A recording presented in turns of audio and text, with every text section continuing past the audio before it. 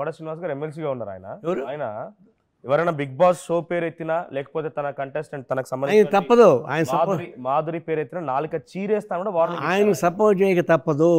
ఎందుకంటే ఒక భార్య ఉండగా ఇంకొక భార్యను పెళ్లి చేసుకున్న వ్యక్తి, ఆమెతో కాపురం చేస్తున్న వ్యక్తి, మొదటి భార్య పిల్లలకి అనాథ వదిలిపెట్టిన వ్యక్తి, ఇంకా ఆయన సమర్థులు ఇంకో సమర్థిస్తారు. ఆయన సమర్థించిన న్యాయమే పాపం. కానీ ఆ సమర్థన సమాజానికి ఉపయోగపడదు, అది ఒక చోట పురుగు. అటంటే నన్ను విమర్శిస్తే నాకు ఇంకా మంచిది. ఇటంటి వాళ్ళు ఎంతమంది విమర్శిస్తే నాకు అంత మంచి పేరు వస్తుంది. నారాయణ గారు, దువ్వాడ శ్రీనివాస్ మీ మీద ఇంకొక ఆరోపణ కూడా చేశారు. శ్రీకాకుళంలో విద్యుత్ ప్లాంట్ పోరాటంలో మీరు వెళ్ళి గేట్ ఉందన్నారు ఒకరోజు, రెండో మూడో రోజు తర్వాత నుంచి మీరు కనపడలేదు, ఆ ప్లాంట్ వాళ్ళ దగ్గర నుంచి మీరు డబ్బులు తీసుకున్నారని ఆరోపించారు ఇదే స్టూడియోలో. ఏమంటారు మీరు? అదే కామన్ల కాళ్ళకి లోకంతా పచ్చగా ఉందని చెప్పేసి అని అంటారు. కానీ నిజంగానే ఆ విధంగా నేను చేసి ఉండుంటే నేను ఈ ఉద్యమాలు కొంత అయ్యేవాడినా, నన్ను ఎక్కడ నన్ను క్వశ్చన్ చేసేవాడు కాదా? నాకు మూలంగా నాకున్న ప్రాబ్లం కాకుండా ఇచ్చినోడు ఊరుకుంటాడా?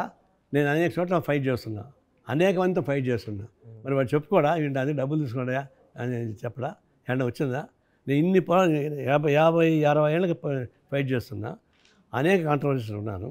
కానీ ఎక్కడ నన్ను దుర్మార్గుడు అని చెప్పిన వాళ్ళు ఉన్నారు, తను దౌర్జన్యం చేస్తా అని చెప్పిన వాళ్ళు ఉన్నారు, నోరు దురుసని చెప్పిన వాళ్ళు ఉన్నారు. కానీ డబ్బులు తీసుకున్నామా అని చెప్పిన వాళ్ళు లేరు, ఇంతవరకు ఎవరు లేరు. ఉంటే చూపిస్తామని చెప్పండి.